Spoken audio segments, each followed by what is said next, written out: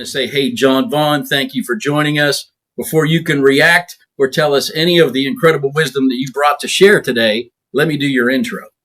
All right, so John Vaughn's the Director of Operations at Southern Trust Home Services, where he leads a multi-million-dollar plumbing, HVAC, and electrical company with a focus on delivering exceptional customer experience. Interesting parallel here for me is we were talking and prepping so many of the customers in our dealership land, whether that's CAT or international or other OEs that we do business with, their customers show up similarly with something's broken. Like there's a need. And John's entire team shows up in people's living rooms every day because something's broken. So it's not like they're always happy to see John's people. That's interesting. We'll come back to that. Over the course of his career, he's held executive leadership roles in marketing and operations, consistently driving both business performance and customer satisfaction. I've seen that firsthand. John has helped many organizations achieve record-setting growth while significantly improving net promoter scores, which reflects his commitment as a leader for lasting customer relationships. Prior to his current role, John served as the Chief Marketing Officer and SVP of Marketing in a variety of industries, where he also built more CX functions, led high-performing teams. We're going to talk about how that all came together. And I can verify this. John brings a practical, results-driven perspective to customer experience, grounded in real-world leadership and a deep belief that how you serve people ultimately defines your success. So with that, John Vaughn, thank you for joining us for First Fridays. Bryan, I'm excited to be here, excited to talk customer experience. It's sort of like you and me. We have all these conversations just over lunch or whatever. Now we get to do it here. So I'm excited. Thanks for having me. Yeah, no, that's awesome. So much to get to today. You know, one of the things is I was thinking about you and what I've seen, because gosh, we go back 20 plus years of working together, you know, through it all, through your leadership journey, from your time as a kind of a mid-level manager at Advanced Auto Parts, growing there into CMO and SVP type of roles. I know, because we've stayed in touch, that the actual experience that your teams are delivering under your leadership matters. It's your top priority. Speak to that. Why? What is that? Yeah. So the customer's king. And I think it's easy to say that. And I think we all know that, but we don't always act accordingly. Customers will vote with their dollars. And we know now more than ever, and it's been true for a long time, that there are countless options for whatever service or product you provide. There's lots of places people can go to get that. And so they have choice. And competing on price, it's going to be a race to the bottom every single time. I've been at companies that competed on price, and I said, why do we keep dropping our price? Why don't we have a better experience and take price out of the equation, right? So it's really, that's a point of differentiation. And I recognized it through meeting lots of people, even like you, Bryan, who had more experience than I did, but seeing how you pursued customers, how you really wanted to see how they thought. And so you and other people along my journey, I was blessed to know, because it shaped who I was. And so when I would go into organizations, and as I continued to grow in my career and had more influence, I was able to say, hey, if we're gonna become more successful, if we're gonna improve profits, all these other things, we better take care of that customer. And so I thank you for that, because you were instrumental in that for me as well as others. I would say one other thing there, like customer service versus customer experience. So I tell my team here this a lot, especially our plumbers, our electricians, our HVAC technicians. These are tradesmen, and they perform really amazing work for people. But I tell them, service is when you do the thing, right? If you unclog the toilet, right? It's not sexy work. When you repipe a house because it's been, things have been leaking. You replace an HVAC system. That's the service, and that's important. But the experience is how you make the customer feel about the service you're providing. And anyone, I think, can provide the service, but not everyone can provide the experience. And that's where we can really separate ourselves, is if we focus on how that customer feels as a result of what we're doing. Man, that was, you said a lot there. 100%. That is so often lost in that distinction, the delineation between customer service and customer experience. Nobody wants to say the F word in leadership meetings, right? Feelings. Nobody wants to do it. Everybody gets nervous. You see them, open laptops and pull phones out as soon as you. And that's why even back in my dealership days, when the Daniel Group was my partner capturing all of our customer feedback for us, I walked into countless, probably dozens, if not more, meetings, and I'd hit play and I'd play the audio of a phone call, a phone survey back. And it was the great equalizer in the room because we just made it very clear this isn't about the service we provided. It's about how they feel based upon. So well said there. I know you've got several transformation, examples. The one that comes to mind for me, use whichever one you want. But I know when you went to Branson, Missouri to kind of help turn a company around, that could be one of them. But, give us an example of, look, you were starting at 0 or 1 and you got it to, I don't know, an 8 or a 10. Yeah, I will use that. That's a good one. So I'm going to use that. So Fritz's Adventure is an indoor adventure park out in Branson, Missouri. And for anyone that doesn't know, Branson is it's family entertainment. It's like the family entertainment capital of the Midwest. You're more familiar with maybe Pigeon Forge, Gatlinburg. It's just like that. So that town probably has 55,000 people, but they have 10 million tourists come through there every year for shows. There's tons of fishing, outdoor activities, indoor entertainment. So that's what we're talking about here. And it was just a really cool opportunity. And so my wife and I moved from Atlanta to Branson, and I realized very quickly that things weren't quite as they had appeared when I took the job. And the best way I can share that is the owner, a wonderful guy who I love to this day, and I talked to him a couple of weeks ago. His name's Matt. Matt said, "John, it's so bad, I don't even want to go into the building." So when the owner says it's so bad, I can't walk in there because, it makes his head want to explode. Like I knew, all right, yeah, we do have some challenges. So that was in 2019, May of 2019. It was a mess. So we had to go about a process, Bryan, and we all know customer experience starts with employee experience. And we had to basically, over a period of a couple years, turn the entire employee base over because not that they were bad people, they just couldn't provide the experience that needed to be provided. And in some ways, it wasn't their fault because we had not done a proper job as an organization of coaching, teaching, and training. But ultimately, they had to take the fall for that because we had to bring in people that could have the right mentality, that didn't have all the bad habits that couldn't be changed because change is hard. And we had to bring the right people in to provide the right customer experience. And really, that probably took a couple years. And by the time I left there, and I was there for 3 years, I left it, and it wasn't just me. We had really all new employees. We had a lot of people that had the right mindset, and we were able to turn that business around. I'll give you just a couple of numbers because it helps quantify, I think, what happened in that 3 year period. One is Net Promoter Score, which I know we're going to talk about today, but when I left there, we measured it, and we had been measuring it before, Bryan. So we were up from 2019 to 2022. We increased that by 42%. So we were a plus 71. And depending on what scale you look at, some people say world class is above 70, some say above 80. So I don't know, but I consider it to be world class considering where we came from. Because people are on vacation when they come to Branson and they're there to have a good time. And if they don't, they're going to let you know that, hey, you did not give my family or my kids the experience that I thought they were going to have. So we had to be really careful about that. We also, now keep in mind, I was the chief marketing officer. So we had been trying to compensate an average customer experience by just spending more marketing dollars. And so from 2019 to 2022, we cut marketing. Again, I'm a chief marketing officer. We cut it by 63%. But bottom line revenue grew by 173%. And so our accountants were like, this is like they said, it's record-setting revenue per marketing dollar invested. Most people are going to throw more dollars at it when really you just got to treat the customer better. And you don't have to throw quite as many dollars on it. And there's that old quote, and I looked this up last night. It's attributed to a couple of people, so I don't know who really said it. Jeff Bezos is one. Some say it's the guy that founded it's the Best Buy's a group that goes in and installs like TVs and stuff. Geek Squad. The Geek Squad. Yeah. Robert Stevens. So one of those guys said it. I'm going to read this. Advertising is the tax you pay for being unremarkable. So yeah, if we're not going to provide a great, remarkable experience, we probably should overspend on marketing because we're going to have to try to compensate for it.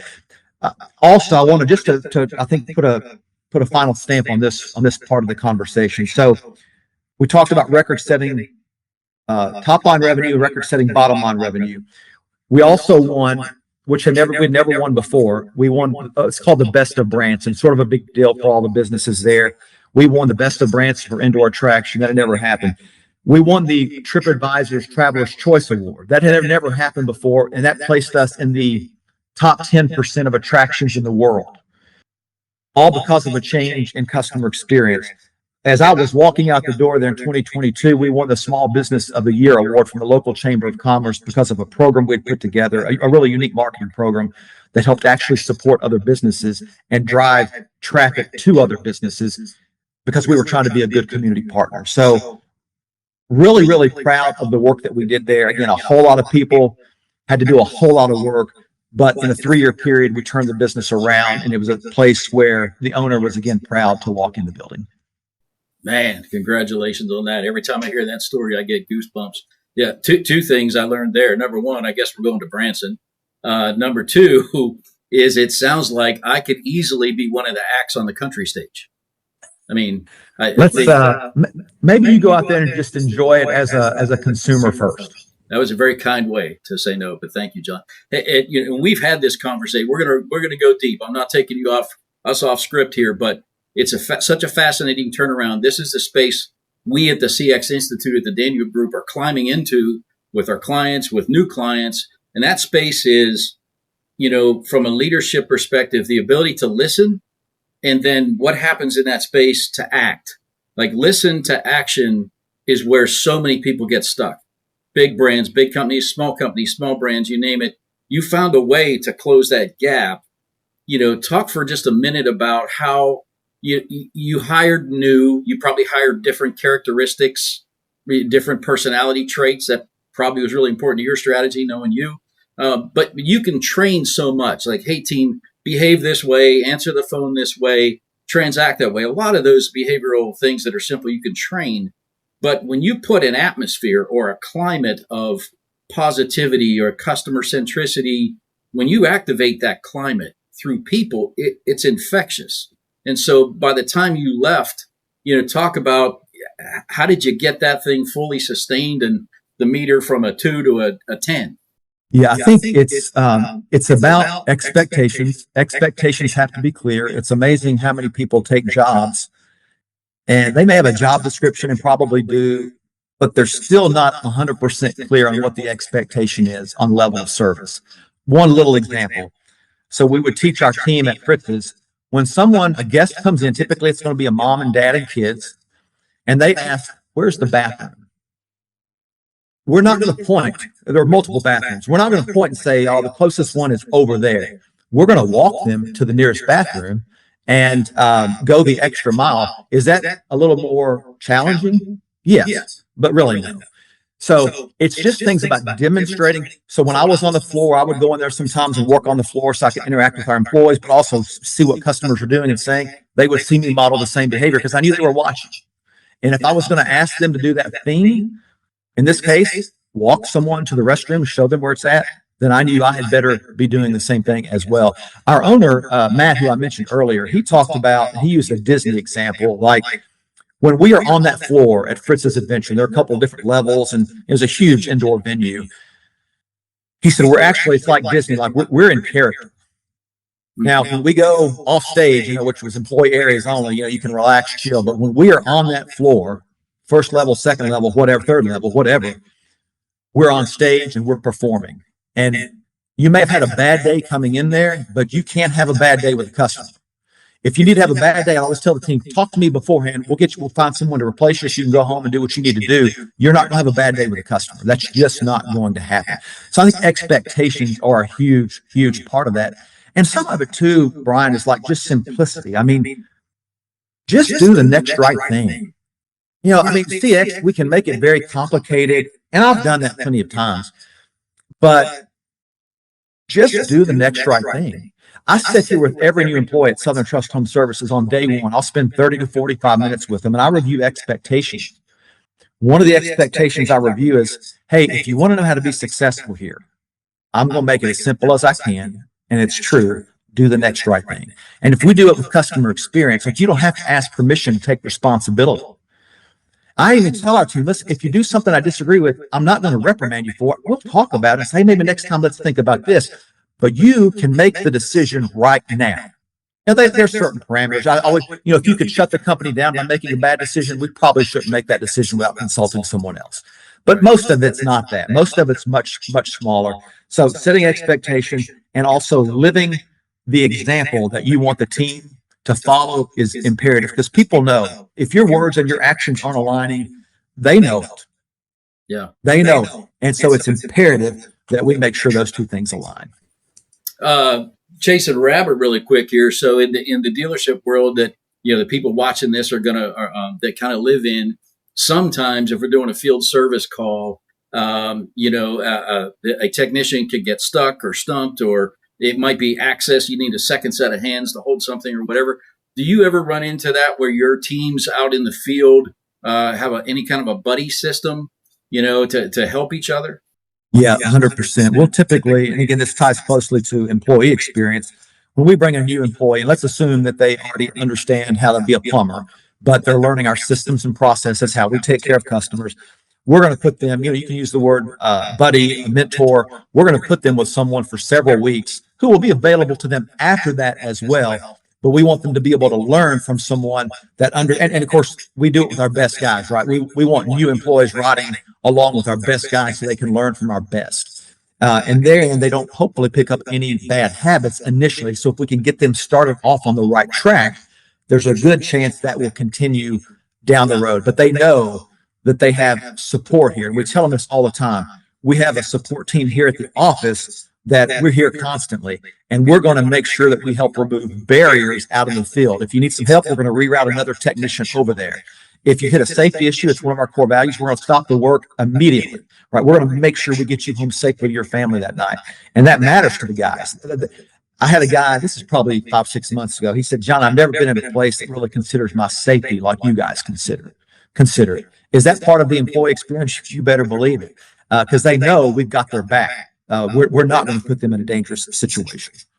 Well, and that's kind of the perfect segue to the sort of the next topic, next discussion point.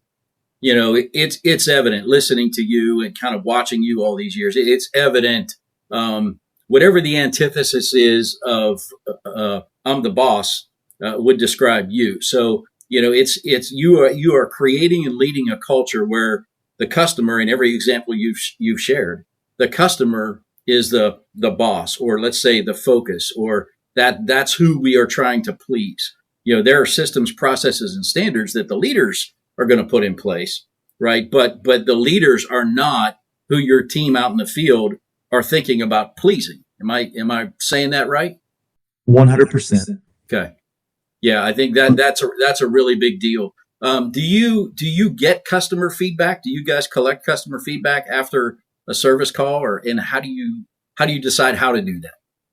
Yeah, we do. And we do it a couple of ways. So one is what I guess is the traditional way of, as soon as we close a job out, meaning, Bryan, we've been to your home and, we fixed the issue, you signed off, the work is completed, all that good stuff. So as soon as what we call closing the job out, you're going to get an email that asks that one Net Promoter Score question.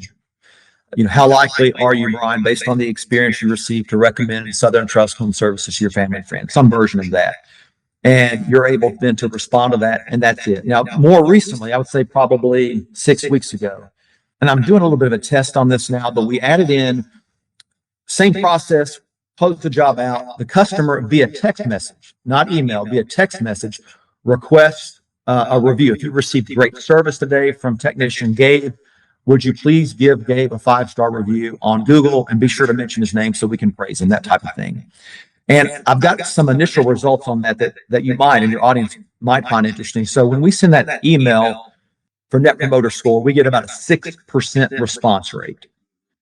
When we send a text message requesting that Google review, we get a 16% response rate. And this is across all of our calls. Yeah. So initially, we're seeing that text message, it seems to be working. Our number of reviews have shot up dramatically over the last 6-7 weeks once we started doing that. I'm probably late to the game on it, but I don't want to inundate customers with too many things.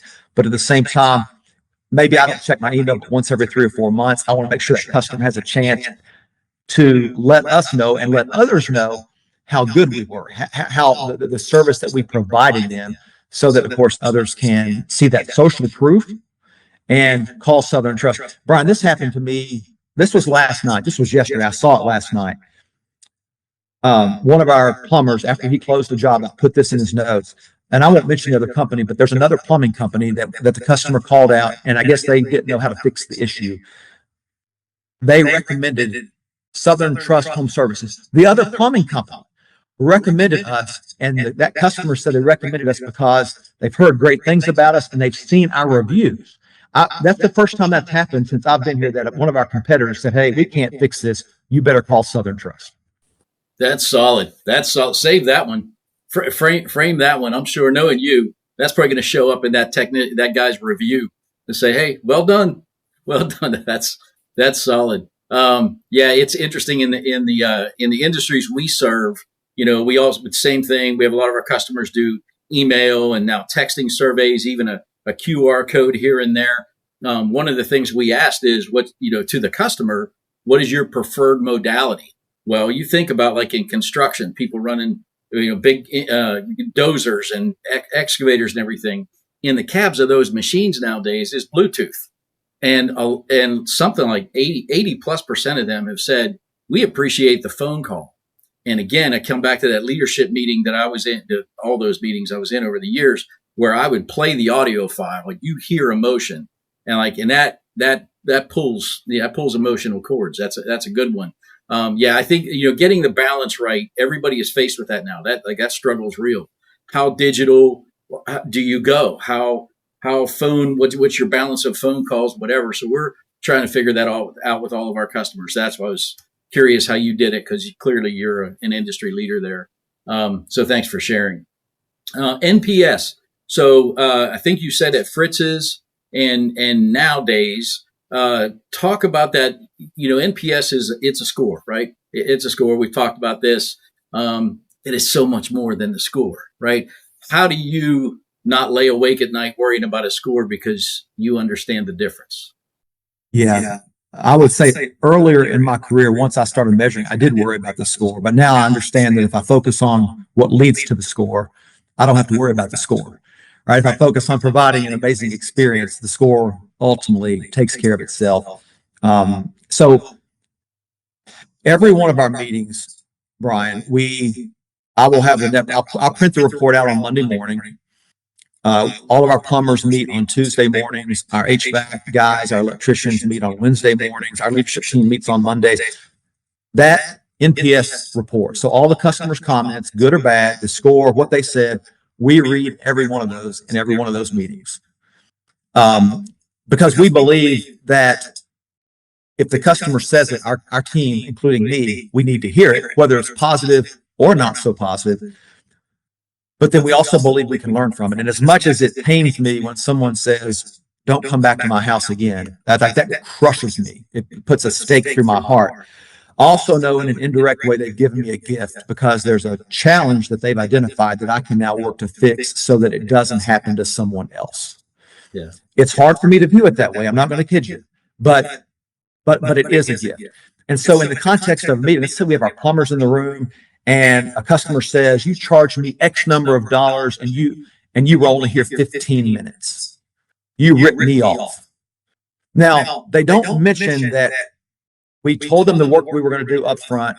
We told them the price up front, and they had to sign off on it before we did anything. They don't mention that.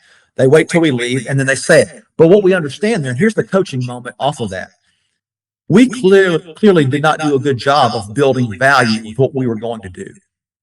We told them how much it was. We told them what we were going to do. We charged them a number. We fixed it. We walked out. And we didn't stay long enough, according to the customer, to earn that money. So clearly we didn't build value. So then we can take that and we say, okay, we're not picking on the plumber that got that 1 on a Net Promoter Score. We're saying, all right, guys, let's talk about this. In that scenario, how can we build value in this 15-minute fix? Because it took that plumber many years to learn how to fix it in 15 minutes. How can we address that with the customers? So the customers, "Oh, wow, you've got 27 years of experience, or you're a master plumber. Like, you didn't just fall off the plumbing truck yesterday and walk in here and fix this." And so then we role play that. And so we try to make it come to life, right? So it's like core values. If they're just on the wall or something, no one cares. Right. But if you're talking about them, you're using them to teach, coach, and train. That's where it comes to life. And that's where they make that connection between what I do in the home with the customer and what the score is. So teaching, coaching, training, it's so, Bryan, you're really good at this. And you used this word earlier, like about emotion, right? Customers, human beings are emotional. We're emotional creatures. That's how we're made. That's how we're wired. And I remember this vividly. You do a masterful job. I'm thinking about Advanced Auto Parts and the video creation that you do and that you guys can do there at the CX Institute of making these stories come to life. Nothing makes something come to life like a good story on video. And a lot of people like us here, even, we're not really capable of producing that, but you are. And you've done so much amazing work with it. And I want to start to do more of that down the road, by the way. So I'll talk to you on the side at some point here, hopefully pretty soon. But it's about capturing the emotion so that the technician, the plumber in this case, can feel something he did that was amazing for the customer. Because if it happens in one home, it's probably happening in 100 homes. Yeah. So we have to find a way to bring that voice into the meeting in a way that matters to them and in a way that creates behavior change. You mentioned, we'll chase this one really quick. You mentioned your leadership meetings, which might be Tuesday or Wednesday, whatever that was. But in the leadership meetings where you're going through customer feedback, there's probably an element of discovery, like, well, that's a new one. Hey, Ralph, what are we going to do with that one? Like, there's probably an element of discovery. But guarantee there's very much an element of togetherness, like, whoa, that one stung, or hey, that one was great. How do you empower your mid-level managers, your frontline supervisors to absorb this? And then it's up to them. Like, they're the expert of whatever they're leading. And I'm sure you ignite that and validate that in them. But how do you get them to parlay these high standards, this CX through EX commitment when you're not around, or when they're building budgets, or when they're hiring teams? How do you get that transferred in a sustainable way?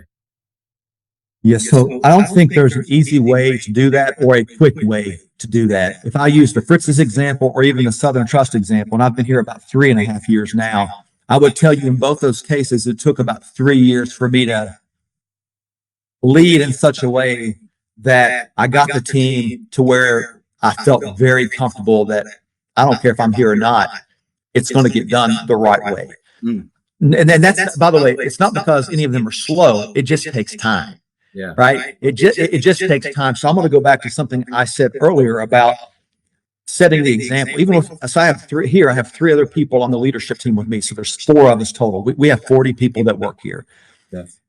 So we have to set the example for each other before we can ever set the example for the people that work with us, right? For the people that report up through to us. And we say, like, the first responsibility of a leader is to get to truth.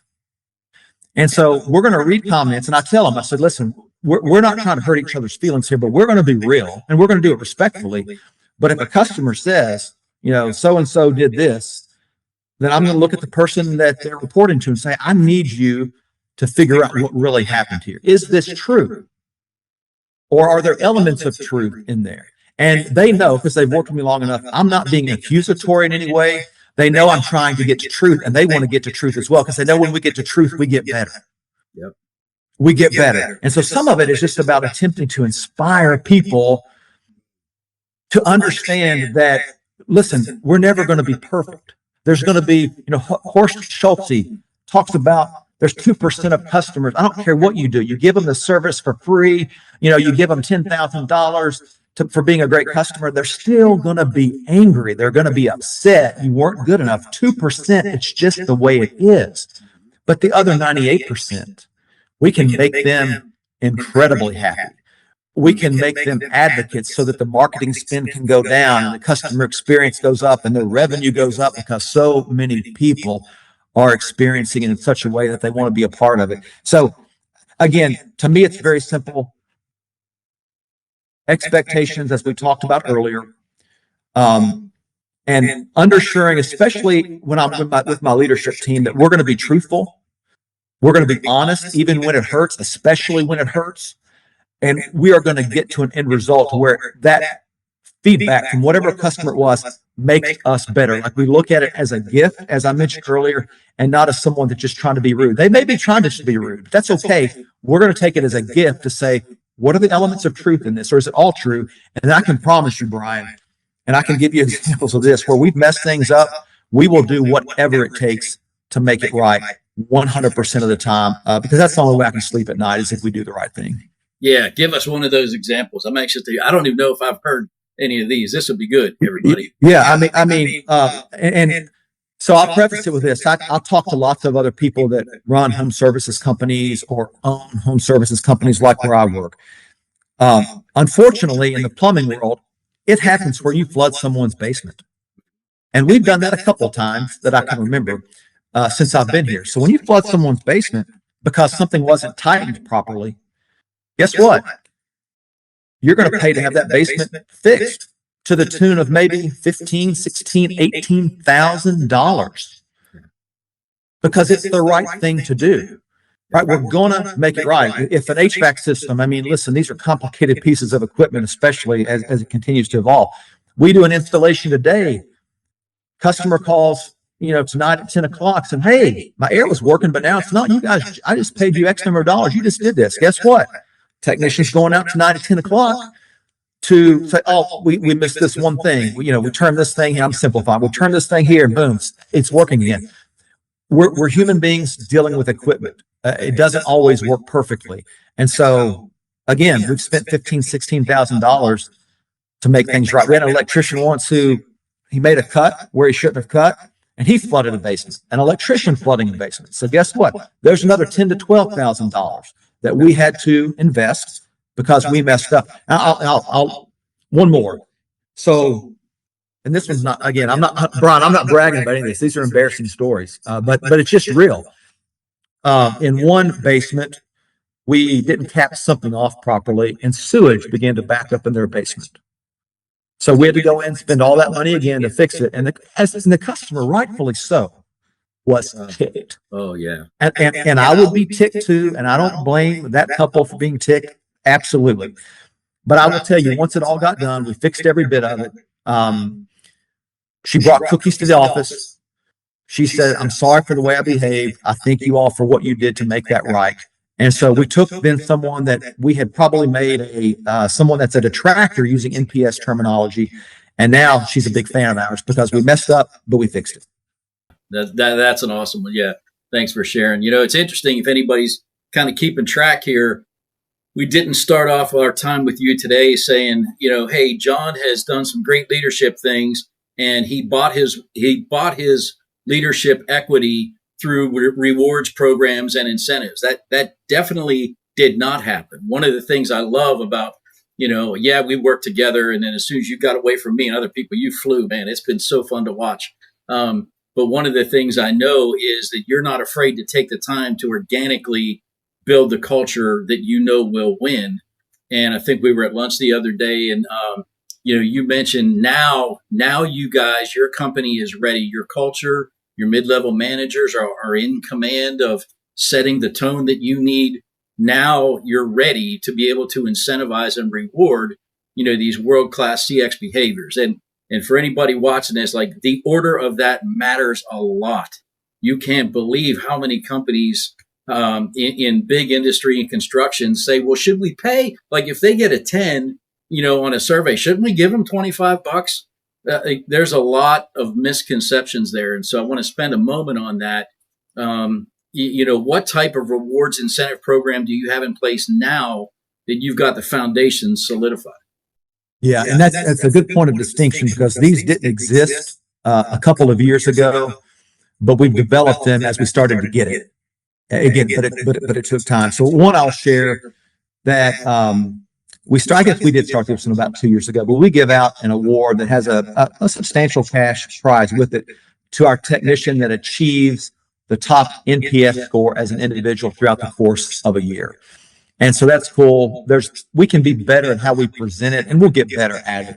But I'll give them updates periodically. Again, they're hearing it every week, but they get to understand. And they'll say, "Hey, what's that guy's score over there? What's his score?" So it's fun. The guys that are competitive, they want to win. So we do that once a year. So we'll announce like this year's winner in Q1 of 27, in January of 27, once all the numbers are finalized. And then also we started doing this 6 or 7 weeks ago, and it's helped our results a lot with Google. We're giving a technician $10, Bryan, $10. Think about this.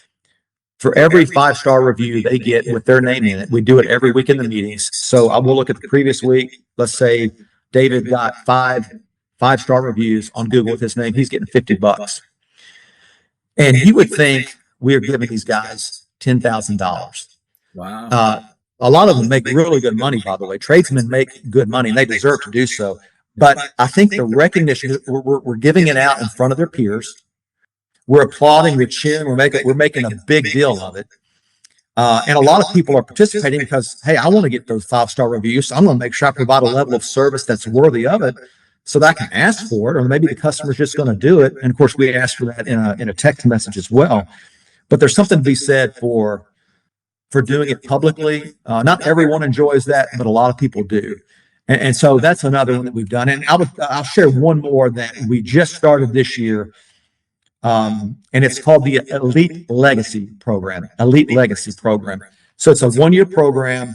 There's a few different criteria that a technician has to meet to become part or to gain entry or earn entry into the Elite Legacy Program.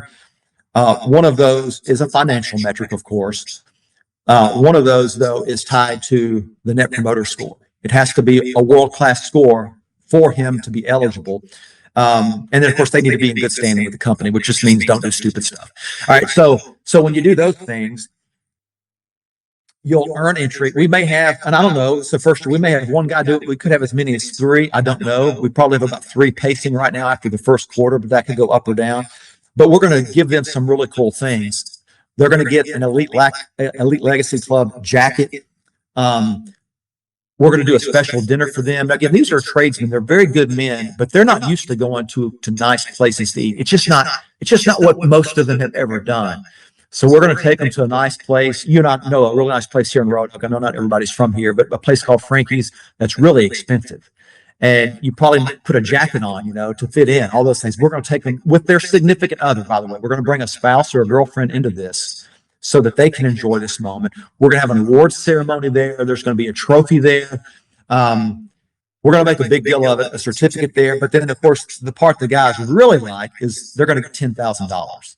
And we're going to gross it up so that they actually get $10,000, not $7,000 or whatever it is after taxes. And so we're going to give them the first quarter update in next week's meetings. They're going to see exactly where they stand. Some guys were talking about it last week. They're already curious.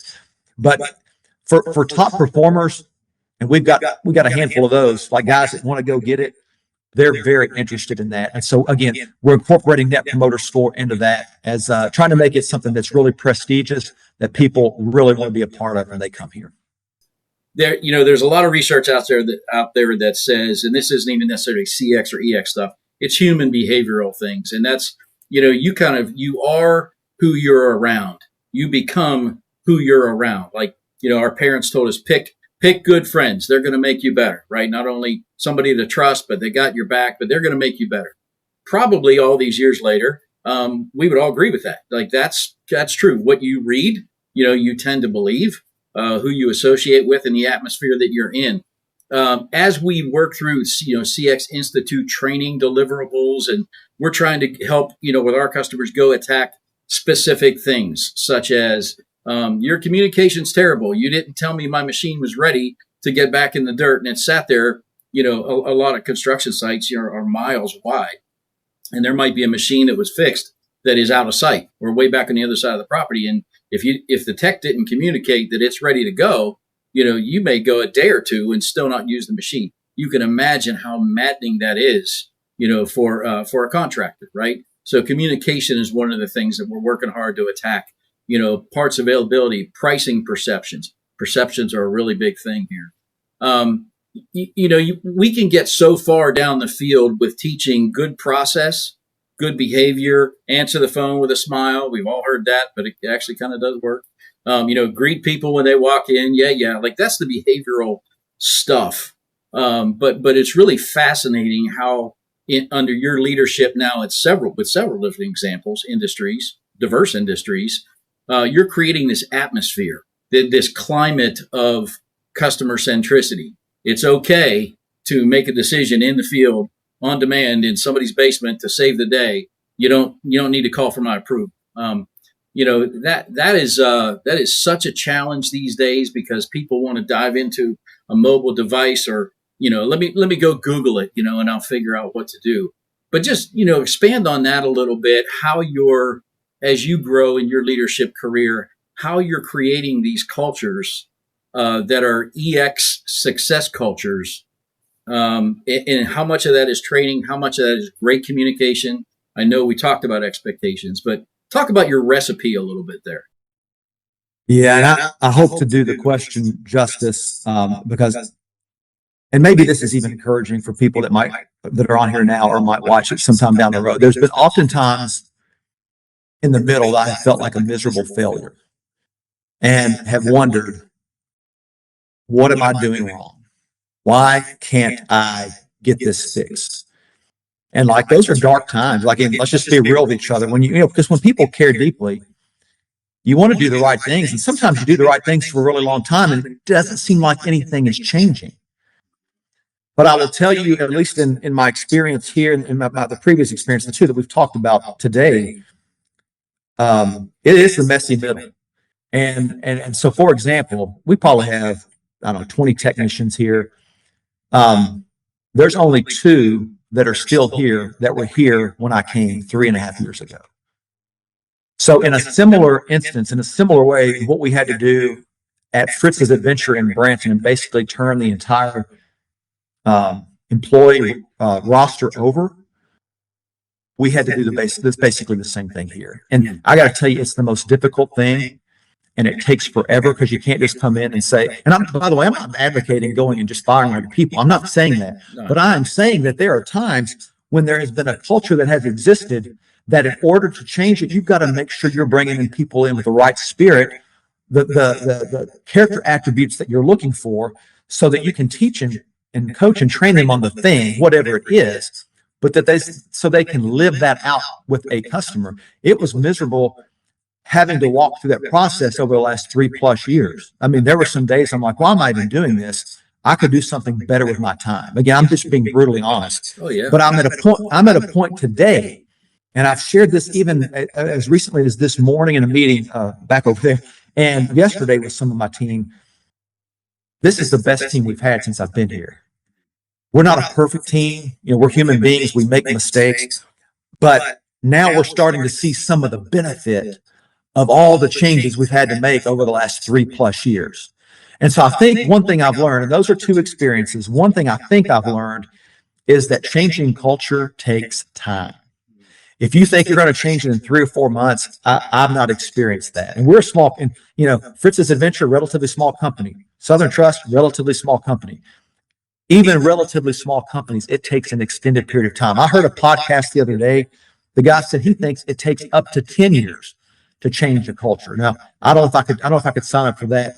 But my encouragement to anyone that's trying to change the culture, trying to find the right people, show yourself some grace.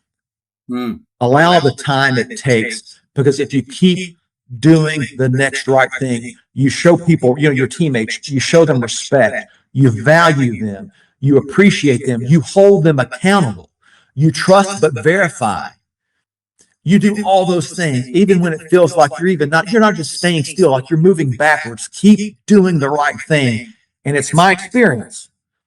Beautiful things are on the other side of that. I've lived it at Fritz's. I have now lived it here. And I just think there's a lot of CX leaders, Bryan, that might be in that spot. Mm-hmm. And I think they needed to hear because I would have loved to have heard what I just said a year and a half ago, or when I was in the middle of the Fritz's experience. But you just got to stay with it, and you got to keep doing the right thing and trust that the process is going to work. Yeah. It's now you said a lot there. Again, I know you pulled that from the master class. Thank you for sharing that. It's a lot of vulnerability, and we can all learn from that. All right, I think this is my last question. It's not even really a question. I'm probing for a reaction here. And I know you know this, but in the context of all of this and for the viewers, the listeners, people are going to watch this. You've given several examples of, look, you got to change a culture. And sometimes that change involves people, other times processes, systems, all the things. And we all deal with that every day. But one of the things that we're working within our institute and our current customer base, certainly with new ones too, is taking this think of customer feedback, phone call, email, that's rich. It's rich with information. Let's use a good one. Johnny was fantastic. He got there 10 minutes early. He told me he was going to do. He took his shoes off when he came in, whatever it is, right? But Johnny was a rock star. And we are thankful for Johnny. And we wanted to tell somebody that, thank you for the phone call very much. To take the output of that call, right, in the one dimension of CX, which is kind of element of EX in there, but CX, EX is great. And that you can build empires on that for sure. What a lot of people don't think of, and you and I grew up in marketing, spent a lot of years in marketing together at Advanced Auto Parts. Dude, what in 2002 wasn't our marketing budget $110 million? Like it was insane, an insane amount of money. And to your earlier point, by the way, we were so bad at CX that we had to 20% of that was in customer recovery. Like, let's just discount stuff and try to get them back. Anyway, but with a $110 million budget and we didn't have a good CX function, if you take that rich data from the feedback and you find a partner in HR to say, look, we ran this and there's another 400 of these types of surveys saying these things. Hey, when you recruit somebody, could you possibly look for these character traits or personality traits? I mean, right now you're talking about 2D from feedback. And then over there, back to the marketing example, how many focus groups a year do we do at Advanced Auto Parts? We had $110 million. We do 3, 4, 5 focus groups that were, $300,000 a piece, whatever, trying to understand customers' realities. Well, with the feedback systems we have in place with our customers, imagine that, taking that rich data from a customer, showing up in a marketing director's strategy meeting to say, where are you going to budget, how are you going to budget your money? Where are you going to spend it this year? Now you took one element of feedback, you validated it, you got to find truth, 100%. But you validate it, you theme it or trend it, and you find out, hey, it's not an anomaly. Hey, you guys, you ought to be aware of this. And just the power of that. As an executive leader of a successful company, how does that sound? Does that make good sense? How could you win? How could you transform your culture faster if those two entities were bought in? Yeah, no, it makes complete sense. And I agree 100% because there's that potential gap. And I think it's a real gap most places from we hear what the customer's saying, we can read it, whatever the mechanism is. But then how do we take that and begin training our team based on what the customer's saying and not what the vice president says he thinks the customers are saying? Right. So I'll share this story that I think connects. One of my previous work experiences, not either of the two that we've talked about today, was purchased by private equity. And I remember just sort of being leery. I wanted to see how things went. I was the marketing guy there. I was interviewing customers consistently. I knew what our customers were saying. I had my hand on the pulse of that. And I remember one day, and this is the day I decided to leave, Bryan. I didn't leave that day, but I made the decision. I can't do this. One of the private equity guys was in a meeting, and he was saying something that was completely outlandish about our customers and wasn't accurate because he never talked to one of them. And I don't think I even challenged him, Bryan. I think I just said, hey, so-and-so, when I'm talking with our customers and we're getting feedback, actually, this is what they're saying. I wasn't disrespectful or rude. You could see his face get red. When I finished my sentence, he smacked his hand on the table and he said, and I'm going to clean this up. I don't give a crap what our customers say. And when he said that, and again, I cleaned it up for this, I knew I was done. Yeah. Because plenty of companies think that every customer's like them, right? All of our customers think like I think. That's not true. That's ridiculous. And so going back to the root of what you said, to be able to take what customers are saying, create those training programs, customize them, so that the employees and the people actually doing the work and interacting with the customers can deliver on the experience that the customer expects. It's a game changer. And it seems so obvious, Bryan, but it feels like, and again, I'm probably wrong, it feels like almost nobody does it that way. That is a game changer. Yeah. No, thank you for that. That's big validation, but you're right. A lot of people don't put that all together. A lot of people look at, well, we got to have customer feedback engine. We'll budget some money for that. Okay, great. You guys collecting some feedback? Great. But then to action it, it's that gap between listen and action, right? And, but yeah, that's great feedback. Thank you. Hey, John, great job. Great job, Bryan. Quick question, John. When you hire a technician, what are some of the characteristics that you look for first? All right. So it's interesting. You could probably assume this, but there's a lot of amazing plumbers, HVAC guys, electricians. But I'll also tell you, there's lots of challenges in the industry as well as it relates to not just finding people, but finding people that you can bring on board. So I love the question.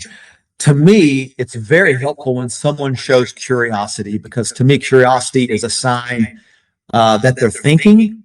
And also, I've read many places where if someone has a curious mind, their level of intelligence is probably a little bit higher. So I love it when people are thinking. So curiosity, Lynn, is a big one for me. And then another one I really look for, a lot of people just want to show up and get paid in the world today. And I like to pay people. I like to pay them well, but I also like someone that's got some dog in them, someone that's got some like they've got drive. They go get it every single day. So if I can see some curiosity, which is a sign of intelligence to me, if I can see that drive, that passion, like they really care about what they're doing, I mean, that gets someone probably 95% of the way with me. Yeah, it's a great perspective. Yeah, you can teach them system and process, and heck, they probably didn't even make it to the interview if they didn't have the plumbing skills already, right? The right certifications and all that stuff. But yeah, that's a really interesting lens to put on it. That's awesome. Any other questions, thoughts before we wrap? There's Miss Ashley down there. Hello. You're hidden behind my mic. I was going to say, have any questions? But I do want to say, John, thanks for your time. Appreciate it. Sorry, Bryan, I feel like the holiday probably just didn't have as many people hopping on, but I can speak to our fellow CXers. This was a really good conversation and something that we're always going through and struggles. So I do appreciate your encouragement, your honesty, and just kind of walking through some of the things that you saw that helped grow and some things that kind of helped work for you all. So I just want to say thanks. Thank you. I've enjoyed the experience. I always love sharing thoughts and ideas, and I hope it helps somebody. If I help one person with something that was said, then to me, it's a win. Yeah, tremendous. Yeah, tremendous insight. Thank you, sir. We appreciate you. I may reach out for a second episode here at some point, but thank you so much for sharing gold and platinum with us. We appreciate you. I hope you have a great Easter weekend in the meantime.